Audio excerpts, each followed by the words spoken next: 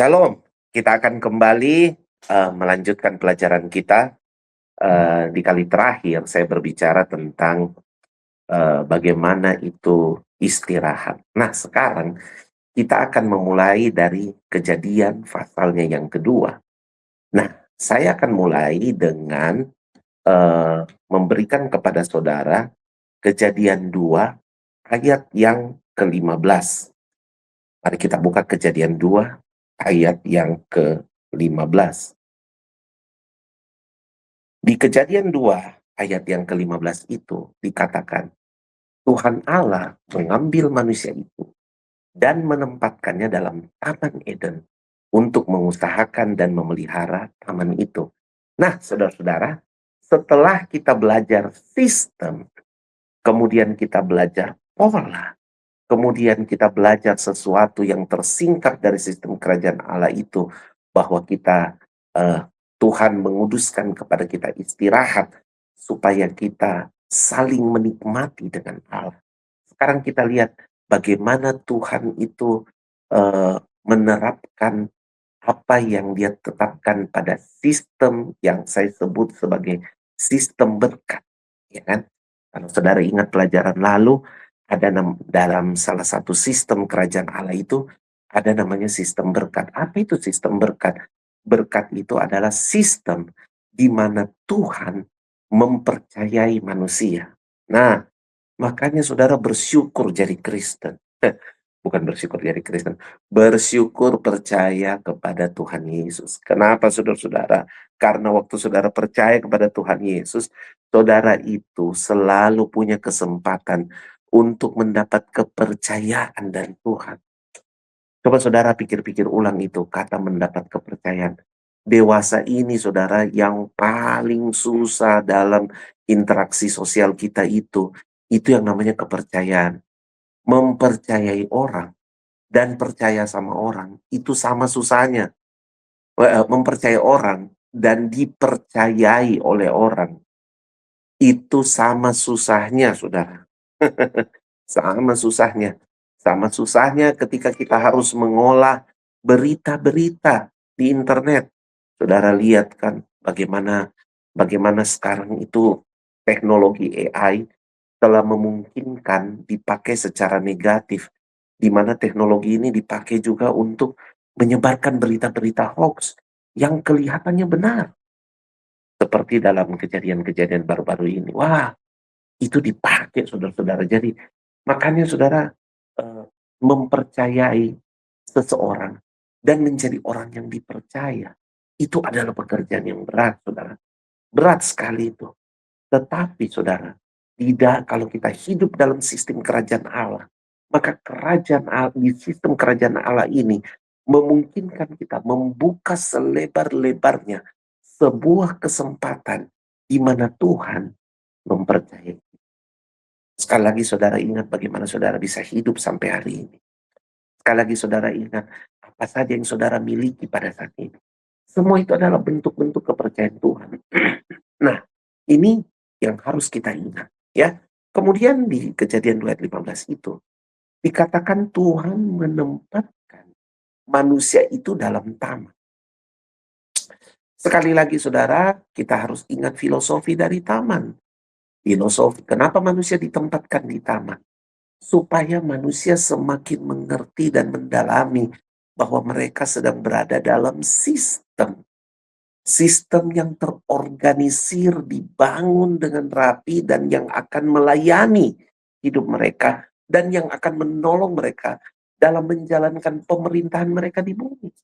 Dan itu dimulai dengan Tuhan menempatkan mereka di taman. Apa bedanya tuh? Apa bedanya taman dengan hutan, saudara? Kalau hutan itu tidak tertata, kalau hutan itu liar, tumbuhan pohon bertumbuh dengan liar. Tetapi kalau taman, segala sesuatu itu ditata dengan harmonis.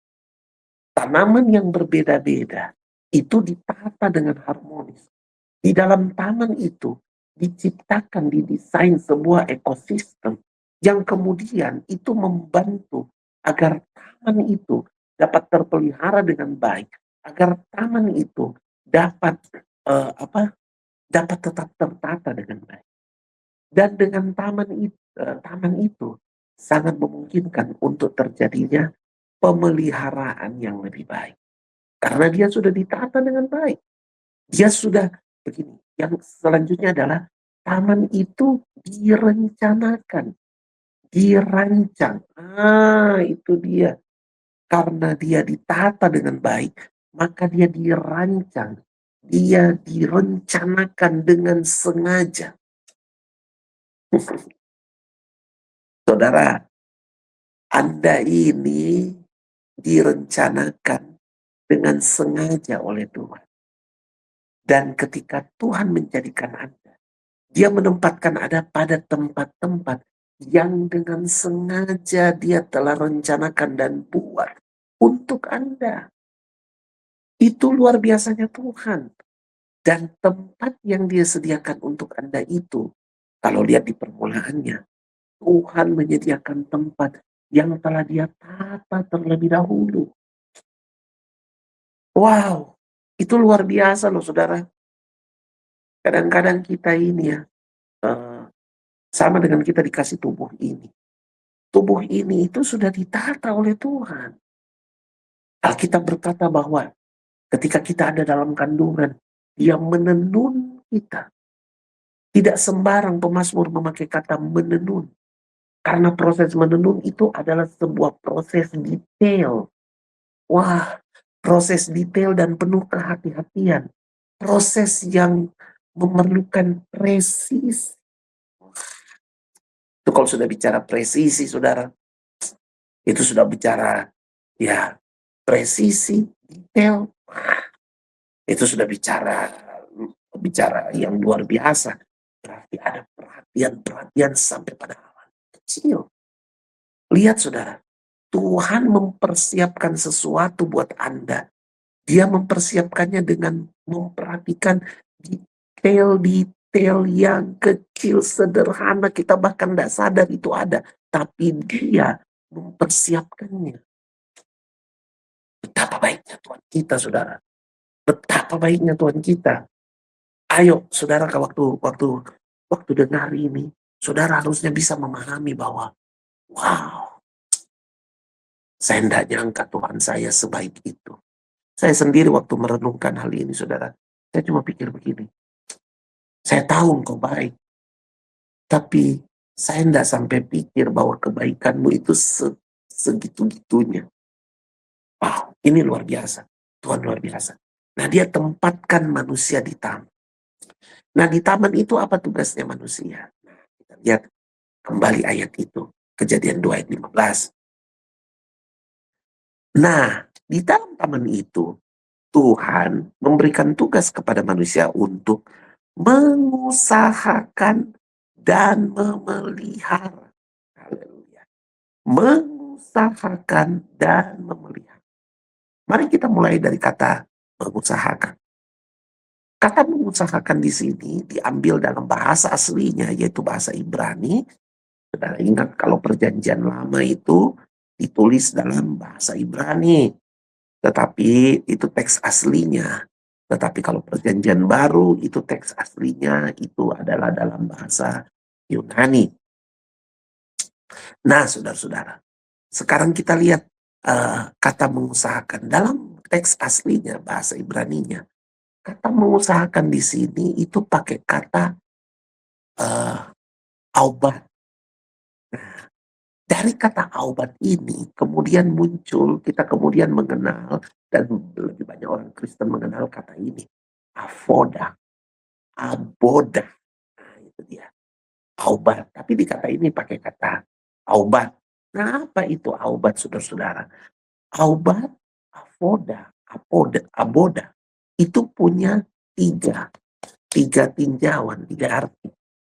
Yang pertama, avoda itu, aubat itu berarti penyembahan. Aubat berarti penyembahan. Yang kedua, aubat itu bisa berarti adalah ibadah. Aubat. Yang ketiga, aubat itu bisa berarti bekerja. Wow. Penyembahan, ibadah, bekerja. Loh, kalau Tuhan suruh manusia mengusahakan Taman Eden, lalu artinya itu adalah penyembahan, ibadah, bekerja. Ini di Taman Eden Tuhan ngapain? Gitu. Tuhan mau manusia ngapain? Maksudnya ini mengusahakan. Nah, ini sebenarnya adalah sebuah paradigm yang ditetapkan Tuhan oleh manusia kepada manusia dalam menjalani kehidupannya, bahwa semua pekerjaan yang akan manusia kerjakan itu dilahirkan dari hubungannya dengan Tuhan dan akan bermuara kepada ibadahnya kepada Tuhan. Saya ulang lagi, bahwa Tuhan mau manusia itu menemukan pekerjaannya lewat hubungan penyembahannya dengan Tuhan. Dan kemudian pekerjaan dari manusia itu akan bermuara kepada bentuk ibadahnya kepada Tuhan. Saudara pasti pikir, masa begitu pastor? Ini jejak-jejak ini tertulis di Alkitab. Jejak-jejak ini betul-betul ternarasi di Alkitab. Mari kita lihat tokoh-tokoh yang luar biasa di Alkitab. Kalau saudara lihat tokoh, kita lihat saja Nuh lah. Kita mulai dari Nuh ya. Kita lihat Nuh. Nuh itu dia mendapatkan tugas dari Allah. Pekerjaannya adalah membuat bata. Dari mana awalnya Nuh mendapat tugas membuat bata itu?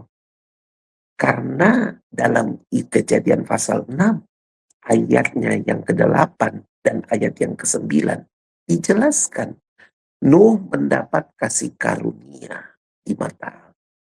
Lalu dikatakan Nuh itu seperti ini ayat 9-nya. Di ayat 9 dikatakan bahwa Nuh itu orang benar, tidak bercela. Tetapi yang paling penting itu di bagian paling bawah. Hidup bergaul dengan Allah.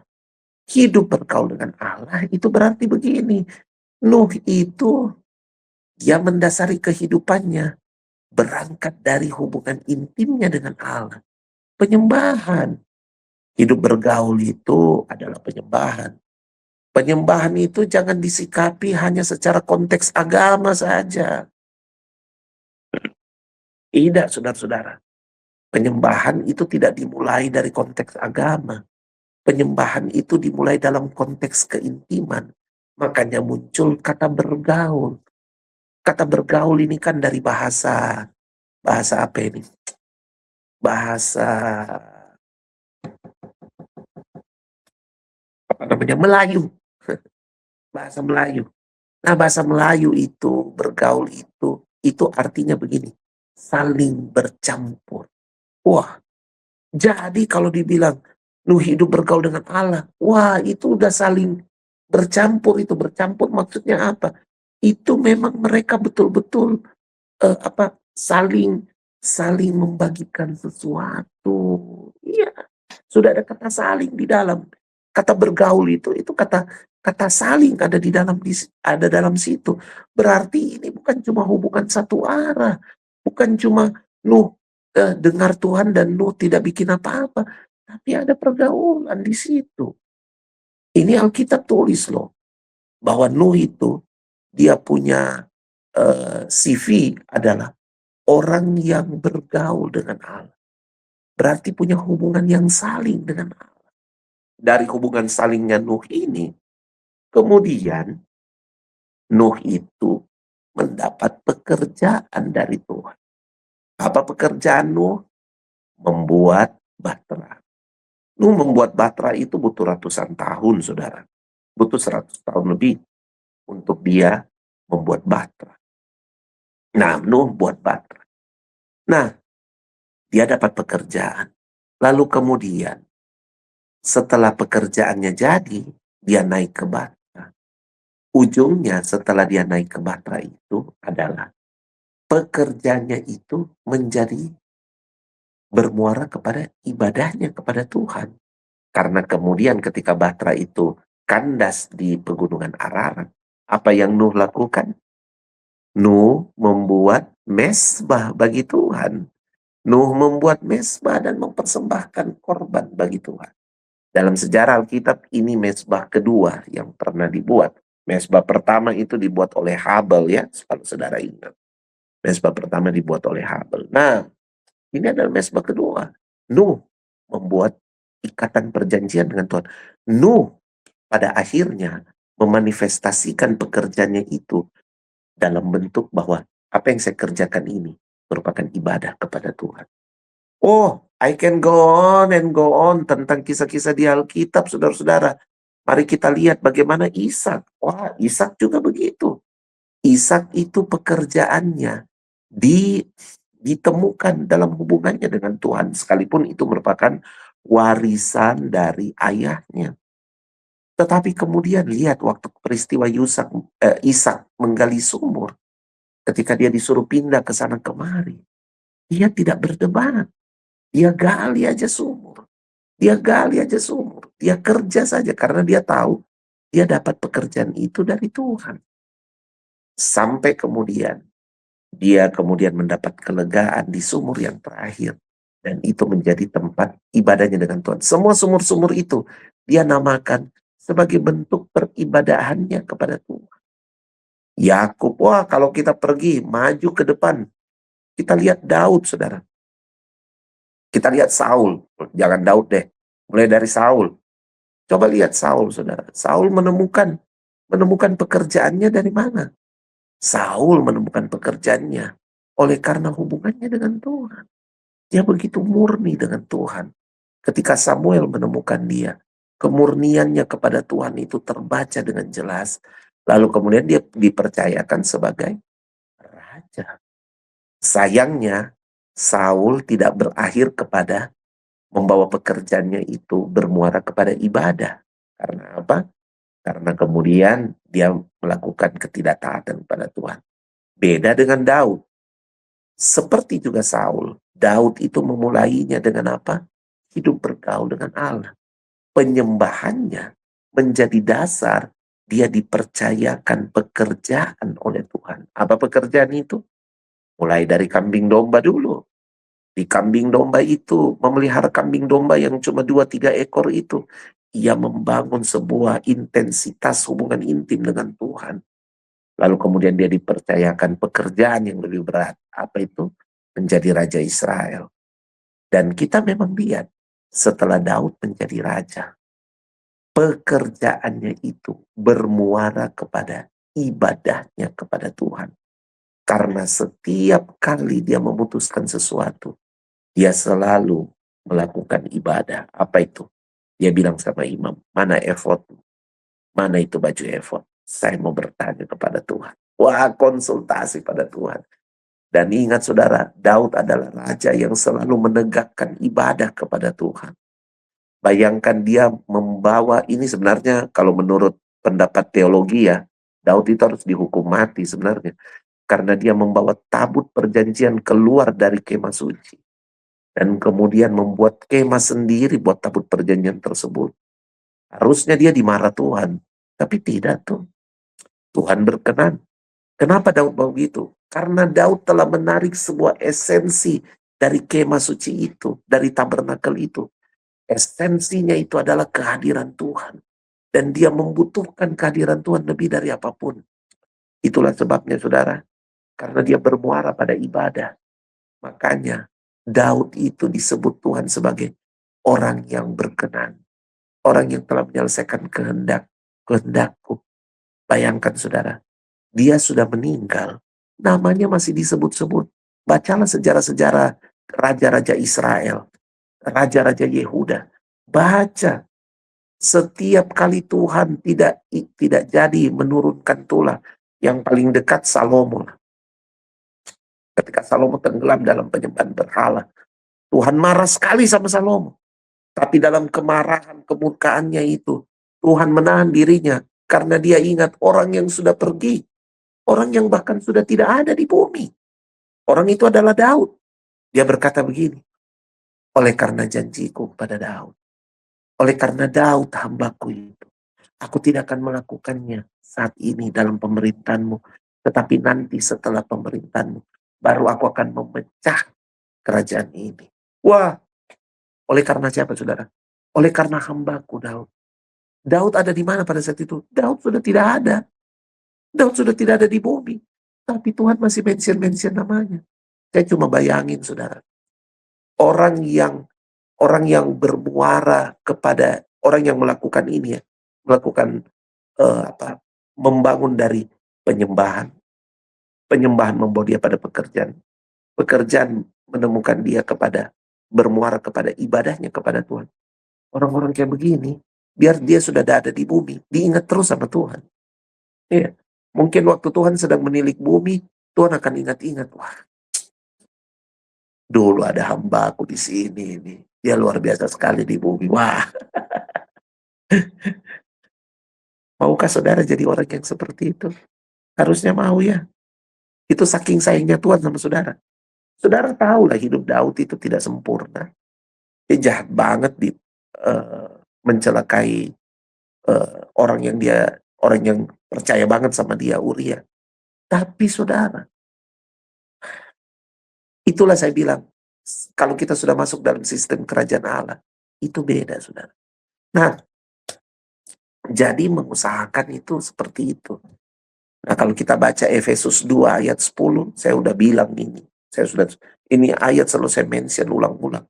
Efesus 2 ayat 10 berkata, karena kita ini buatan Allah. Perhatikan ini baik-baik.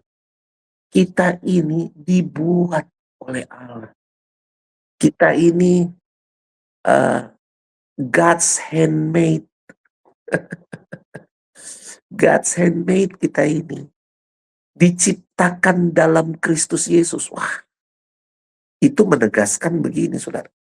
Waktu Kejadian 1 ayat 26 berkata, baiklah kita menciptakan manusia menurut gambar dan rupa kita. Rupa siapa yang diambil saudara? Rupa siapa yang diambil? Itu yang di Efesus 2 ayat 10. Rupa Yesus Kristus. Yesus Kristus itu apa? Firman, sumber kehidupan. Jadi pada kita ini sebenarnya, gambarnya kita ini, itu gambar firman saudara. Orang lihat kita ini mencerminkan firman Kristus. Karena kita diciptakan dalam Kristus Yesus. Kalau dibilang diciptakan dalam Kristus Yesus, itulah yang disebut di Kejadian 1 ayat 26. Serupa dan segambar di dalam dia. Iya kan? Kemudian serius sekali itu bahwa memang kita ini mencerminkan citra kekayaan perkataan otoritas dari Yesus Kristus, yaitu firman-Nya. Makanya saudara, merenungkanlah firman. Betul itu Yosua 1 ayat 8 berkata bahwa renungkanlah firman itu siang dan malam, maka kamu akan berhasil dan beruntung, ya kan? Jangan engkau lupa memperkatakan Taurat ini, tapi renungkanlah itu siang dan malam. Saudara coba pikir itu. Kenapa disuruh renung saudara? Mazmur 1 juga berkata, Mazmur pasal 1 bilang begini, tetapi yang kesukaannya ialah Taurat Tuhan. Wah, ayat berapa itu? Coba ayat. Ya, tetapi yang kesukaannya ialah Taurat Tuhan. Dan yang merenungkan Taurat itu yang kesukaannya loh. Saya coba bayangkan ya, kalau misalnya ditanya begitu ya, bro, apa kesukaanmu bro? Terus jawabannya begini, kesukaan saya merenungkan firman Tuhan. Siap. Mungkin saudara kalau dengar jawaban begitu, saudara kan anggap agamawi banget nih orang nih. Alah, ini orang terlalu rohani-rohani gimana? Oh enggak, saudara. Itu bukan berlebihan. Saya pengen itu bisa sampai seperti itu loh. Bisa sampai kepada kesukaan saya yang paling utama adalah merenungkan.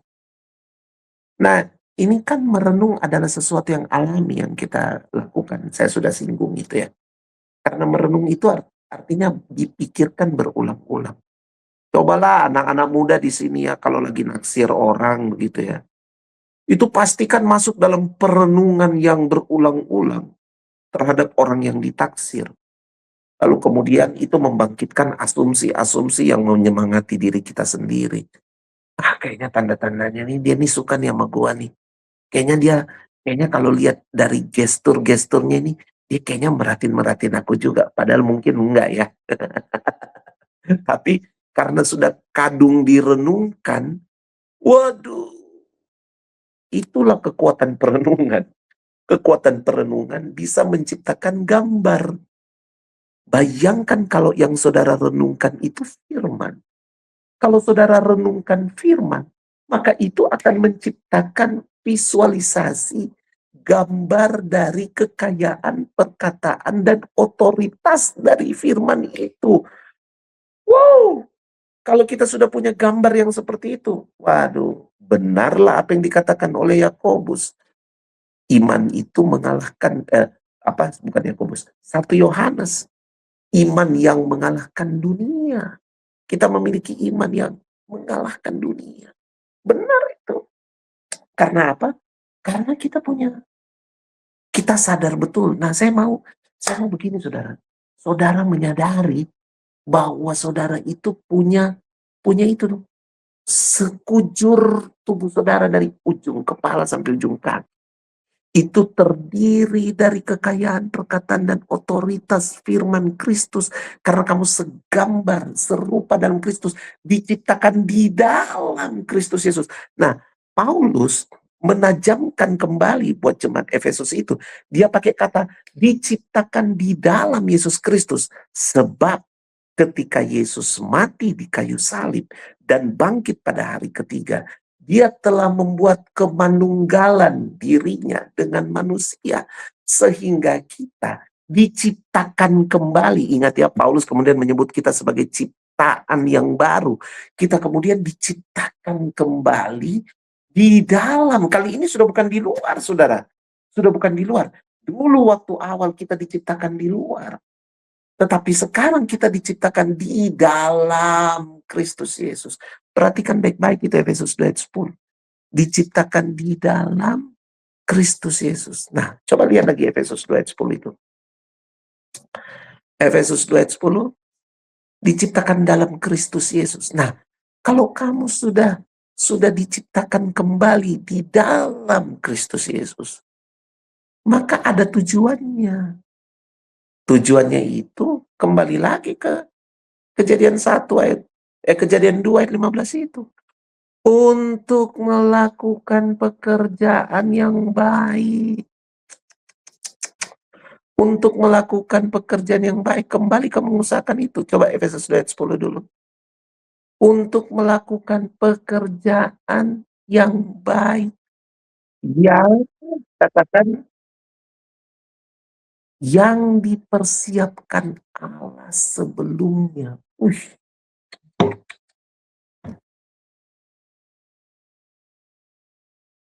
Pekerjaan yang macam apa itu? Pekerjaan baik itu yang dipersiapkan Allah sebelumnya.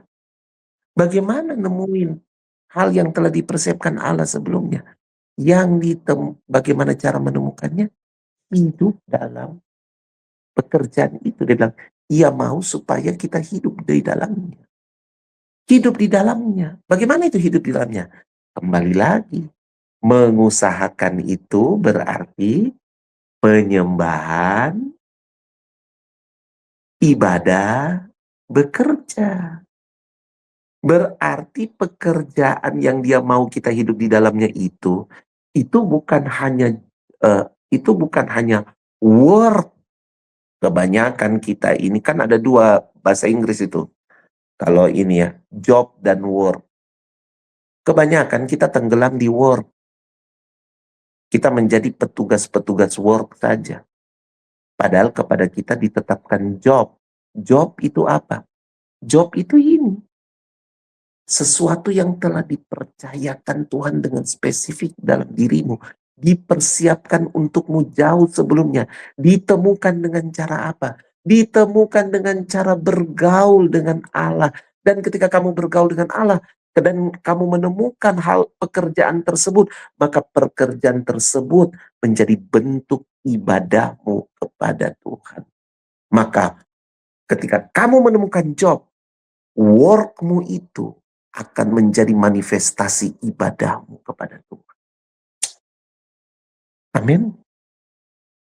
Wah, ini baru kata mengusahakan, saudara. Baru kata mengusahakan. Baik, saudara. Saya pengen saudara saya pengen saudara betul-betul mendalami apa yang menjadi pekerjaan ini. Saya mau kasih lagi saudara contoh-contoh, saudara. Coba lihat itu Daniel, ya. Wah, saya kalau baca kisah Daniel itu luar biasa. Daniel, saya sudah selalu singgung juga di waktu-waktu yang lalu. Tapi saya tidak bosan untuk mengingatkan lagi kepada saudara. Daniel ini lebih berat lagi lah. Kalau ada yang rasa kasihan sama dirinya sendiri, coba lihat Daniel. Daniel itu orang buangan, tawanan perang. Daniel itu tawanan perang. Ditawan pergi ke Babel. Di Babel diseleksi. Apakah dia bisa masuk dalam pemerintahan? Kalau saudara lihat sejarahnya Daniel bersama teman-temannya itu, Hananya, Misael, Azaria, yang kita lebih kenal sebagai Sadrak, Mesak, Abednego, which is itu adalah nama pemberian dari Nebukadnezar. Sampai kita tidak kenal nama yang Yahudinya, ya, Hananya, Misael, Azaria. Mereka itu memulai dari mana? Ketika mereka sebagai tawanan perang, apa yang mereka lakukan? Mereka hanya berpegang kepada hubungannya dengan Tuhan. Iya. Dan dalam hubungannya dengan Tuhan itu, mereka menemukan pekerjaan baik mereka. Iya kan? Mereka menemukan apa pekerjaan baik mereka.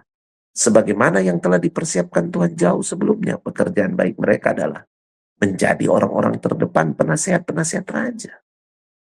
Wah, itu kalau penasehat raja itu begini, saudara. Sebenarnya penasehat raja itu adalah raja bayangan. Iya kan? Karena dia menasehati penguasa. Dan dia punya kemungkinan besar untuk membuat kebijakan-kebijakan lewat nasihatnya. Merancangkan kebijakan-kebijakan lewat nasihatnya.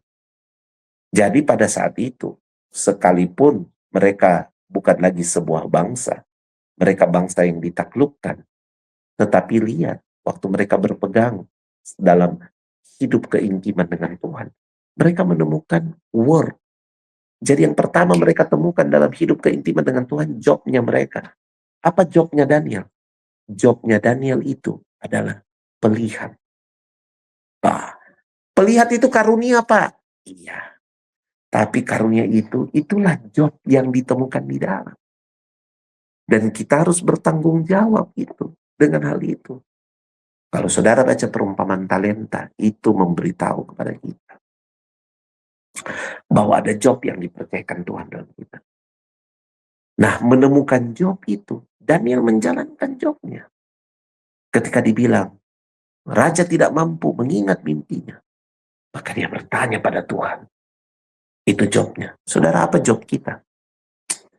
Job kita itu adalah karunia-karunia yang diberikan Tuhan atas kita.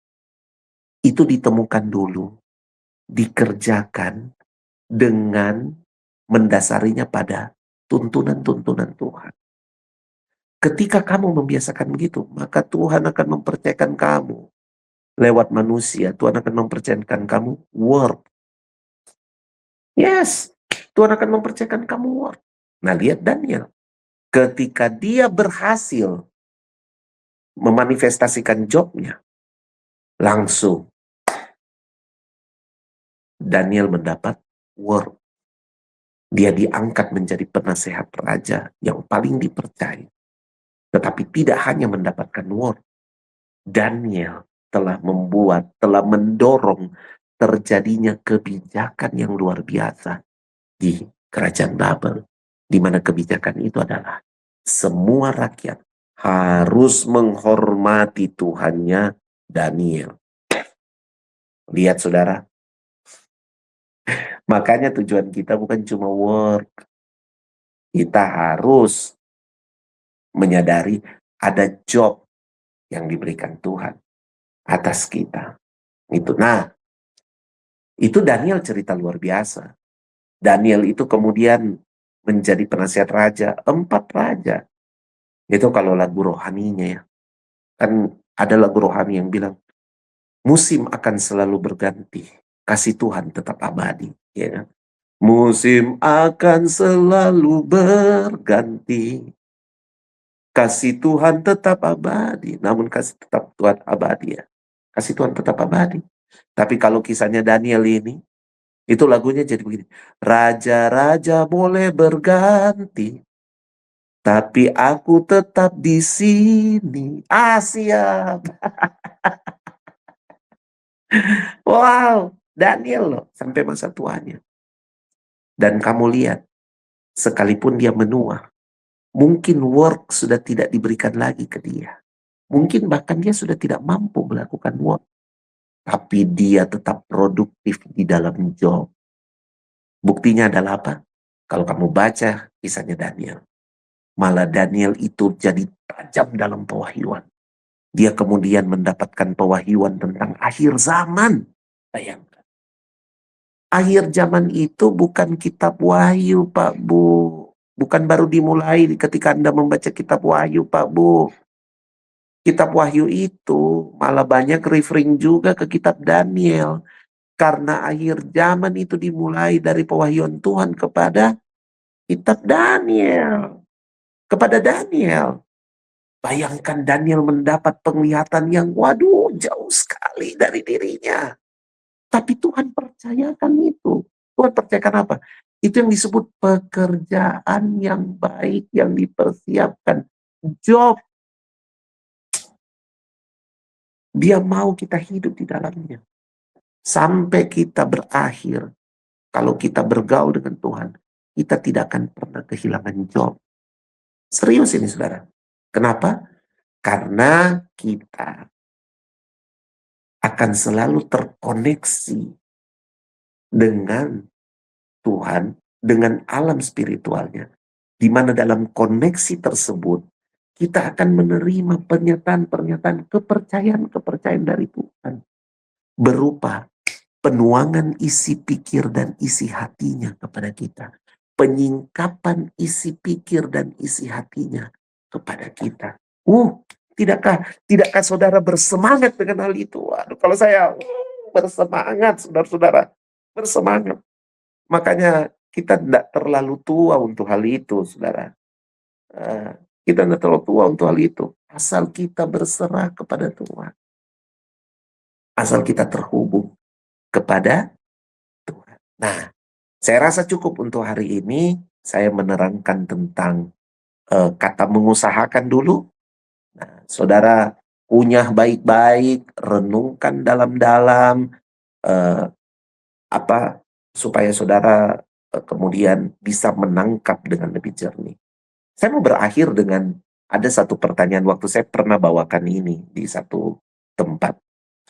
Kemudian ada yang bertanya, kalau tujuan kita bekerja itu karena kita lihat upahnya bagaimana, Pak? Ya, saya bilang, kamu sedang tidak hidup dalam pekerjaan yang baik. Karena buat kita itu bukan cuma soal upah. Upah itu mengikuti, ya kan? Kebajikan dan kemurahan akan mengikuti aku seumur hidupku. Di-include di dalam itu adalah upah. Kita nanti menghadap Tuhan di bema, di tata suci, kita diberikan apa? Upah. Tetapi upah itu bukan tujuan utama kita. Dalam prinsip mengusahakan, avoda itu, upah itu bukan tujuan utama. Upah itu mengikut aja, bonus. Bonus itu. Karena yang terutama itu adalah jobnya itu. Menemukan pekerjaan di dalam kita. Itu yang utama. Bagaimana kamu menemukan itu? Nah, upah itu mengikuti. Jadi, saudara, saya mau bilang, kalau Anda itu bekerja, tujuannya cuma, ya, saya tahan-tahan aja nih kerja di sini. Soalnya gajinya sih, kalau bukan karena gaji, saya udah males kerja di sini. Aduh Tuhan, Anda jauh dari sistem kerajaan Allah. Kalau seperti itu. Ya, kalau sistem dunia sih Anda kena. Itu. Anda rasional, Anda bagus. Tapi kalau dari sistem kerajaan Allah, Anda nggak kena. Gitu. Karena Anda lebih mementingkan upah daripada sesuatu yang Tuhan percayakan ke Anda. Saya ingat ada sebuah cerita, ilustrasi, entah ini ilustrasi atau kisah nyata ya, saya lupa. Tapi cerita itu adalah, ada seorang wanita, dia bekerja dalam sebuah perusahaan yang besar. Saya nggak tahu kalau saya udah pernah cerita ini, atau mungkin ini terjadi ya, mungkin cerita teman saya lupa benar. Tapi wanita ini kerja di sebuah perusahaan, di mana dia menjadi sekretaris dari bos besar di perusahaan itu. Nah, bosnya ini, waduh, tidak menyenangkan, kasar, suka maki-maki, gitu. Dan, waduh, perfeksionis hancur lah. Oke lah, kalau perfeksionis masih inilah. Tapi sangat menuntut. Sangat menuntut, tapi itu kasar. Gitu. Mulutnya kasar banget. Dia nggak pedulian. Yang penting orientasinya, tugasmu harus selesai. Your task harus diselesaikan. Saya nggak mau tahu apa kendala kamu. Pokoknya taskmu itu harus selesai. Tugasmu harus selesai. Ya sudah. Dia hidup seperti itu, dia lama-lama nggak tahan. Dia nggak tahan. Dia kemudian satu malam, dia ada di kamarnya, kan dia habis dimaki-maki nih sama bosnya. Dia nggak tahan, dia sudah ketik di laptopnya, di komputernya surat pengunduran diri. Ya waktu itu masih zaman komputer. Dia ketik di komputernya surat pengunduran diri. Dia print, dia sudah masukkan, dia tanda tangan. Setelah dia print masukkan itu, tiba-tiba ada suara. Ada suara dalam hatinya bilang gini, jangan keluar. Kamu ada di situ, ada maksudku. Dia sedih banget itu, dengar suara Tuhan itu. Jadi dia bilang, aduh Tuhan, saya ini bagaimana? Tapi ya sudahlah, dia taat. Dia enggak jadi kasih masuk surat itu, surat pengunduran dirinya itu. Besoknya, dia datang kerja seperti biasa, begitu. Lalu kemudian di ujung jam kerja, dia itu mau menyerahkan beberapa berkas ke ruangan bosnya, gitu. Seperti biasa kalau masuk ke ruangan bos itu, aduh, penuh dengan apa ya, wah beginilah, ketar-ketir lah ya, takut bakal ada sumpah serapah apa lagi, begitu ya. Jadi kemudian dia ketuk, dia lihat pintu agak terbuka, agak kebuka sedikit nih pintu ruangan bosnya. Terus dia ketuk, sebelum dia ketuk dia lihat, wah bosnya lagi nangis. Lagi nangis bosnya. Itu kan pemandangan yang bagus ya. Untung waktu cerita ini sih belum zaman-zaman ini ya. Belum zaman-zaman medsos. Jadi belum ada tuh yang langsung video dan oke, ada cerita bagus nih. Waktu itu belum. Waktu cerita ini terjadi itu belum ada. Jadi baru HP doang tapi belum ada ini. Nah, dia lihat itu, oh nangis nih bosnya nih. Tapi dia bilang, saya harus serahkan berkas-berkas ini karena ini diperlukan besok pagi. Gitu. Kalau saya tidak serahkan, wah susah. Dengan terpaksa dia mengetuk pintu itu. Dia ketuk, lalu kemudian bosnya langsung hapus-hapus air mata. Dan bosnya langsung, ya silakan. Ini Pak, berkas yang ada gini gini gini gini gini. Oh ya, lah. Tapi tiba-tiba bosnya ini mungkin karena tertekan banget begitu ya, kemudian bosnya panggil dia, sebelum dia keluar, "Kesini dulu kamu."